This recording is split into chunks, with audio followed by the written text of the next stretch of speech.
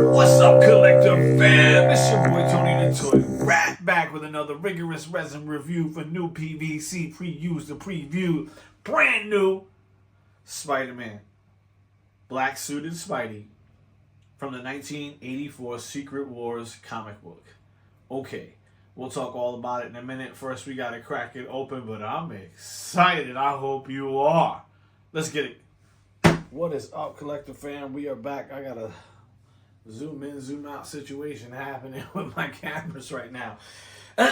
So, got my handy dandy little scalpel tool. You guys have seen me use that many times before, and I'm going to crack open this Mcfarlane Toys Black Suited Spider-Man, and then we can talk a little bit more about it for those of you who would like a little bit further education, because, you know, who knows what they're going to do in the movies to retcon the situation before we can get to tell you exactly what went on or why the black suit ever came to fruition. As with any of the new Mcfarlane toys, you will notice right off jump that obviously it's licensed by Marvel. If I spin it all the way around, this is the imagery here that they used to create the comic book with. Okay, so the pose that they're going to be using is exactly this black suited Spider-Man, this exact same pose from the Secret Wars comic book that you see in here, and you're going to get the Secret Wars comic book with it. So, with no further ado, let's go ahead and pull that out. A couple things to note. Careful, careful, careful, careful. There are two things that you're pulling out when you pull out this black suited Spider-Man, okay? First and foremost, remember that you are getting a copy of the Secret Wars comic book. No, it is not the original, but for goodness sake, people, that's cool. It also comes with the card on the inside here, which is, I forgot what the term they're using for that is, but like an action card for the same exact outline for the comic book. So we'll put that down over there. I am not going to be keeping this box. Some of you will be like, what? You opened it up? Yes, I opened it up. Because I believe statues are meant to be opened up and displayed. But if you looked on the inside of this box here,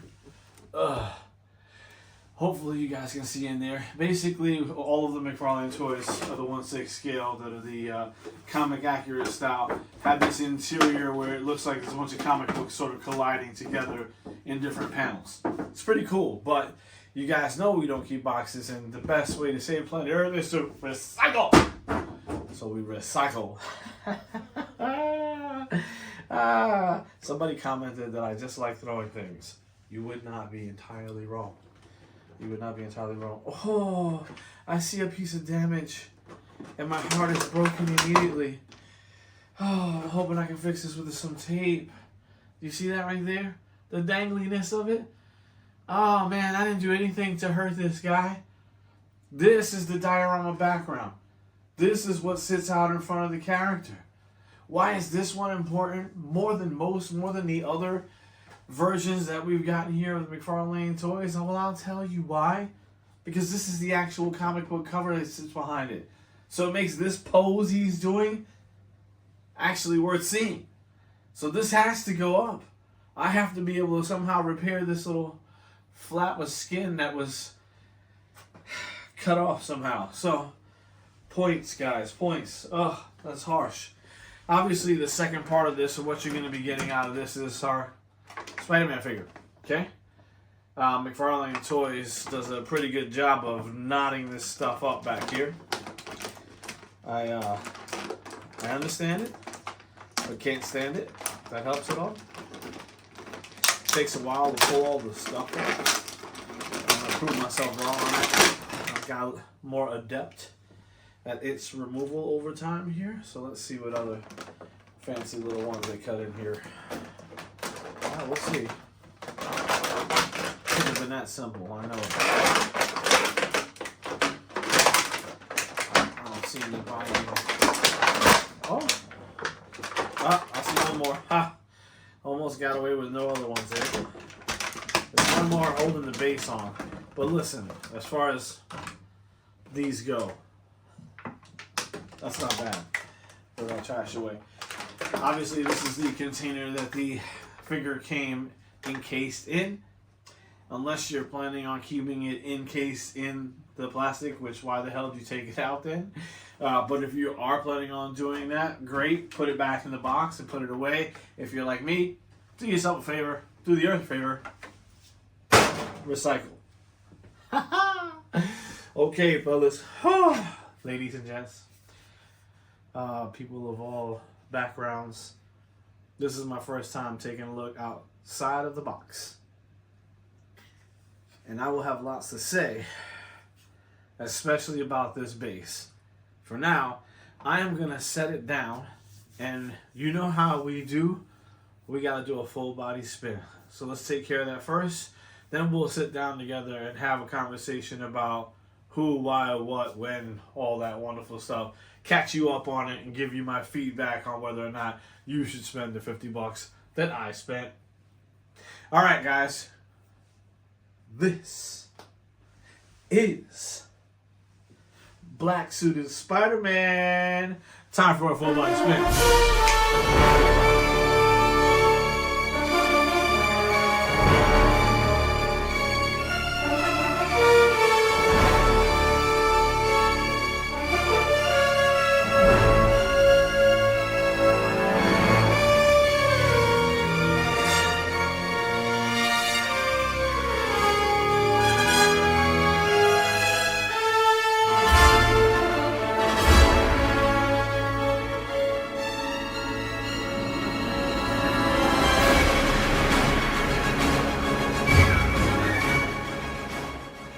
Alright guys, we're back. We had a full body spin and we took a look at our black suited Spider-Man with and without the diorama. What I will say to all of you is this, unequivocally from me. In the last 3 statues that I have purchased that have been the 1/6 scale from Mcfarlane Toys, being the Hulk, the Incredible Hulk, very cool one. Check the review on that if you haven't seen it. Captain America, which we also have and I think treasure immensely, and the Wolverine statue that we picked up showing the blades of the Hulk inside the Wolverine. All of those, every last one of them, is benefited by the diorama background. I think you lose something by not having the diorama background.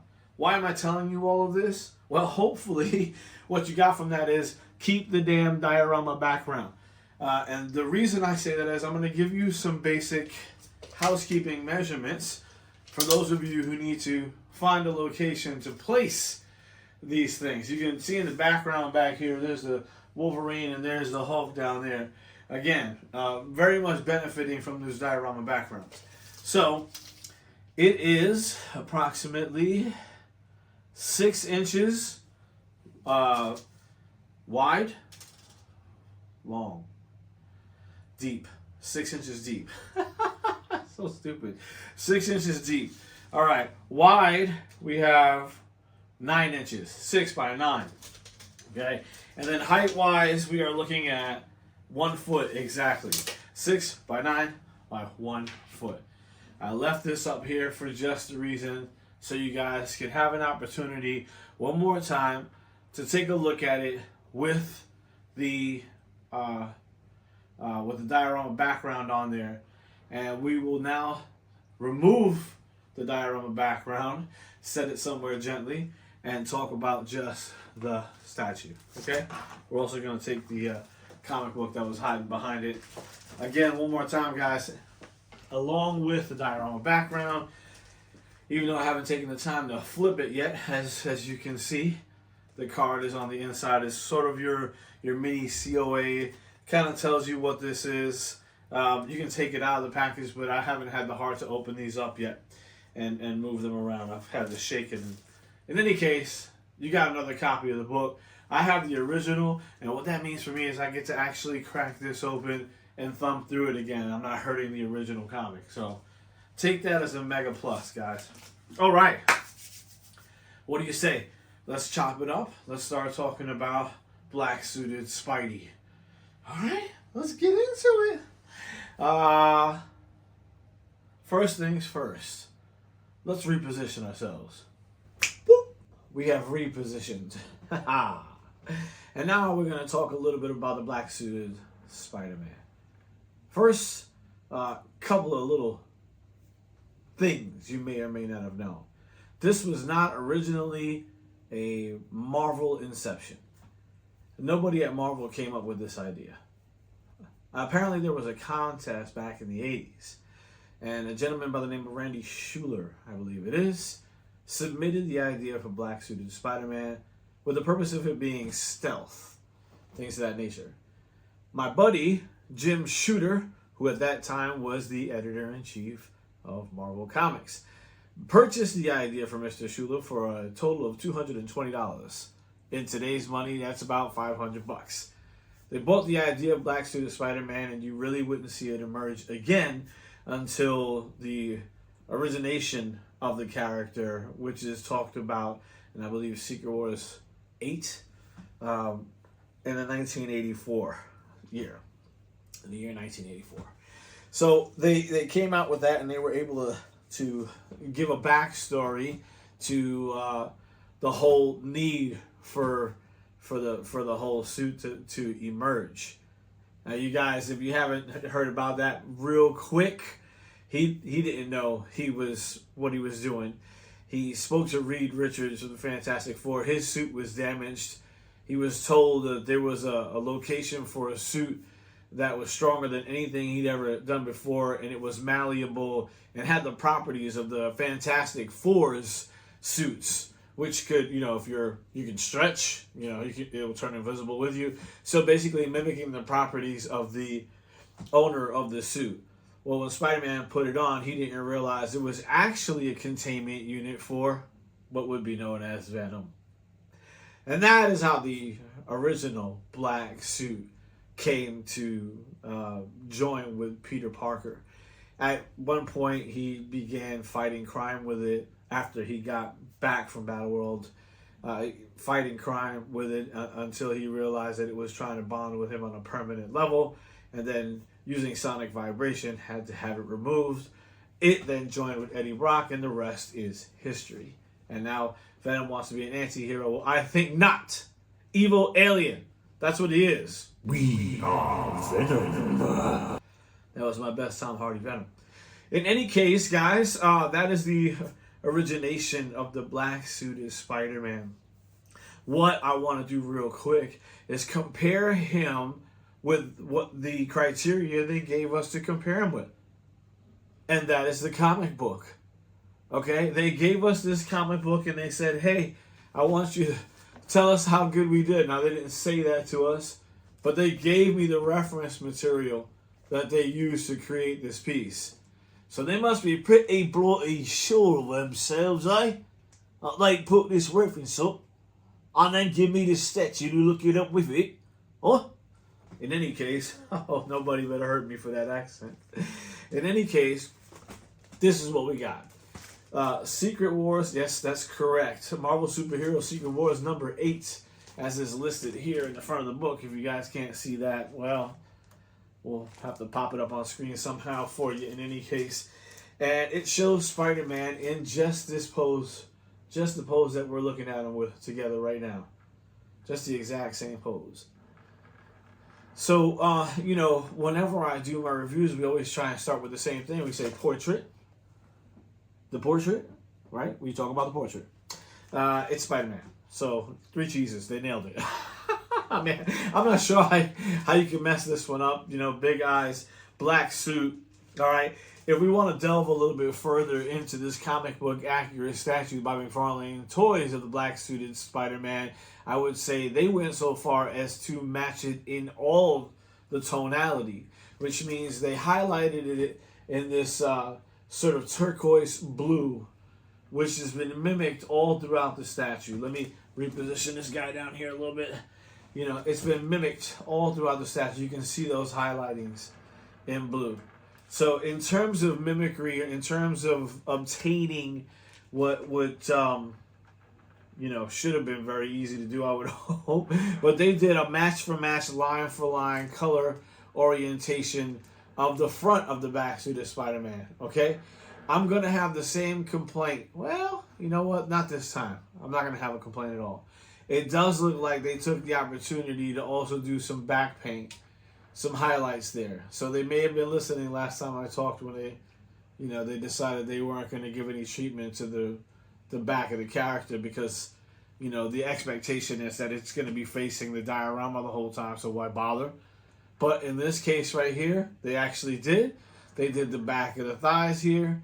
They did the top of the shoulders, the tries. I think they did a good job of not overdoing it, but giving some weight to the rear of the character, such that I'm not so utterly focused about hiding its back with a diorama.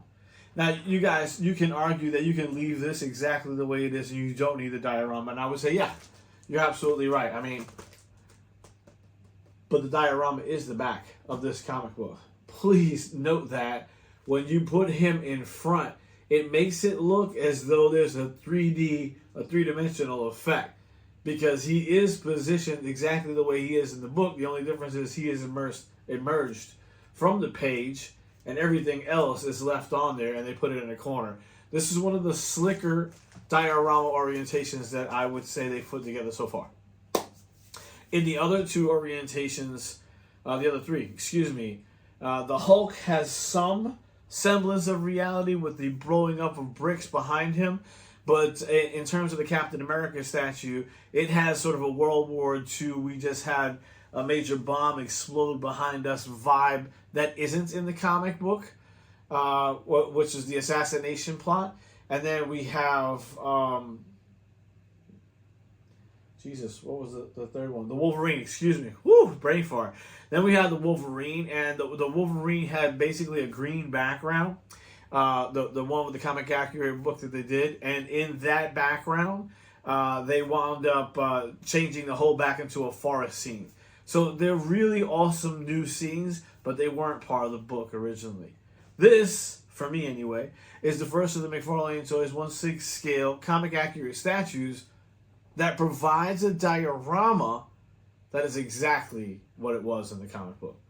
So this is the front cover of that book, and they're emulating that to perfection. That's why I say you keep the diorama. Although, those of you who would disagree with me or don't have the space allocated to put all that in there, you do have just the statue itself. So let's briefly go over that fast as I can go. First things first, we've already nailed it. This is the portrait of Spider-Man. Wonderful. If I had to say anything about costuming, is if he's got a giant spider on his chest. We're going to talk about the whys for that, but that's the orientation of the black suit is Spider-Man. So they nailed costuming 1000%. Dynamic pose. Well, dynamic pose is taken directly from the comic book cover. This is a comic accurate cover. So they've nailed that. 3 cheeses all the way around. Okay, excellent. So far, so good. What is there really to discuss? Okay, in the comic, there is no base. There's just sort of this orangey glowing floor area behind it. Kind of a cop-out. Mcfarlane Toys said, well, we're not going to do that. We're going to make it the battle world that we think it should be. So I will give them heaps and heaps of credit for creating a base part of the diorama that reflects what is going on in this environment. So I'm going to lift it up so you guys get a better look at it. You're going to see a lot of really cool information on there that it's going to be difficult for me to sort of get it all to you in this wipe here. So we'll have some close-ups done of all the individual pieces that are laid out on the ground underneath him. But he is standing on a very broken Captain America shield, one of Thor's wings, Iron Man's faceplate, Octopus's arm, Hawkeye's bow, Thor's hammer, and probably a number of things I've yet to discover. So I think they did a really fantastic job of making sure that there was a narrative and a story arc you could follow even without the base diorama. Like, what is going on in this depiction of Spider-Man? Is there any question that there is some melee going on and our heroes have been destroyed? No. I don't have that question. I don't think you could look at this and it have that question. So, you know, in any case, Black Suited Spider-Man, Venom, you know, whatever the heck you want to call him in the end here, is perfectly sat on this base, which is hollow. You can see that here. You can see where the pinning is. This is one foot. It sits right here. And the other foot, it sits right back here. So you can almost always tell where the feet have been pinned in. You'll see those little protrusions, which means there was something in there. This is printed out in two separate times, two separate passes. I believe one would have been the statue, and then the other one would have been the base unit, and then they were connected. I will say the thing that I have repeatedly said about Mcfarlane Toys 1/6, beautiful as they are, accurate in the comic book vein as they are, they don't feel quality. Ooh, they don't feel quality. This is the lightest in the ass statue, like, ever, dude. It is so light in the ass. Is that bad? No, it's not bad. But, like, if I was to grab one of these Mutant Ninja Turtles or one of these other thicker Diamond Select toys at the same scale, those things have weight to them. They feel quality. Once again, I feel like if I drop this statue for some reason, if it fell, if it able from top to bottom made it to the ground, somehow or another, there would be some shit that would be broken on this damn thing. Okay? Now, normally I wouldn't be worried about that in the PVC setup. Resin, absolutely, I would be worried about that. Resin, dropping a resin statue means bye-bye. You're breaking something. But this is PVC. So, okay. I do have that as a consistent, I wouldn't say problem, but if I was going to do a full comparison against some of the other statues, and there are a few in here, I would say here again, that's where I feel like they sort of lose me. It just doesn't have that quality feel like the rest of these things do. Sorry guys, got to work on that. All right, that's one major complaint. The other major complaint, I sort of made this complaint when I was looking at it the first time, and the reality is in that complaint we were talking about the spider sense. Now check out the head here. You see the spider sense? Now it's cool. These little spiky things that you see coming off the top of his head. I'm not gonna lie, they did a match for this on this. This looks exactly like the comic book, save for the part that there's little translucent areas that are connected to his head. If you were to look at the comic book dead on, hopefully you guys can track that. You can see that there's some lines that just kind of pop off the top of his head. And in early days anyway, this was a good way to indicate his spider sense was tingling. So it's cool to note the spider sense is tingling. It's just, was it necessary? Could we have done without the action of the spider sense tingling? If we did without the spider sense tingling, would it be a cleaner look, a better outline for him?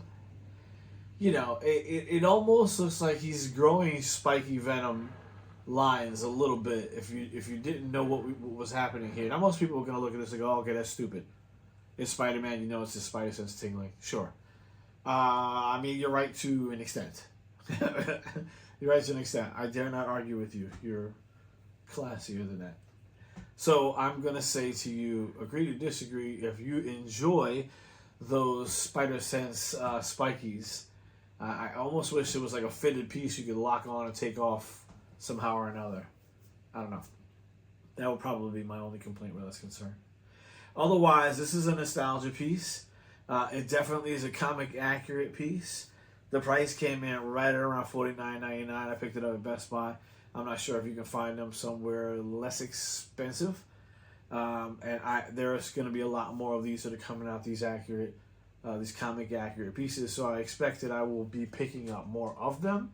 Buyer beware. You know, if you're thinking you're going to get something like really great weighted and super great quality, then I think in terms of what they're delivering from a product accuracy standpoint, that is true. But in terms of the weight and the feel of the statue, I don't think they've achieved that from where I sit. However, saying that, it sits perfectly. It's weighted perfectly. It's not wiggling or wobbling or doing anything like that. So whenever you set it, it's going to work out for you. It's going to be great. If you're a fan of the black suited Spider-Man, it's going to go out great for you. I don't want to deter you from making this purchase basically because I said it was, less dense, weighty as some of these other statues. It is still quite quality and very enjoyable to look at. And for me, a piece that I there was a few I could have bought. This is the one I had to put my hands on right away because it sort of helps to complete my Spider-Man universe, which did not yet have a black suited Spider-Man as a statue, and now we do. So, I give it all around 3 cheeses. I would definitely say it's worth your coin. I wouldn't say that about every single one of them that they're putting out, but I am going to say it about this one. They put a lot of extra work into this base. This base has nothing to do with the original comic. It does have a lot to do with the storyline, but in terms of a depiction that is outlined within the comic book, it is not there. That imagery does not exist. So this is all new, and I really, really appreciated the attention to detail there. I also appreciated the fact that they painted out the back of the statue. So for those reasons, I'm going to say, if you got the extra coin and you're into the black suited Spider-Man, you should go ahead and pick that up. This is your boy, Tony the Toy Rat, for Mcfarlane Toys, my friends at Marvel, black suited Spider-Man, and I am out. Go get you one.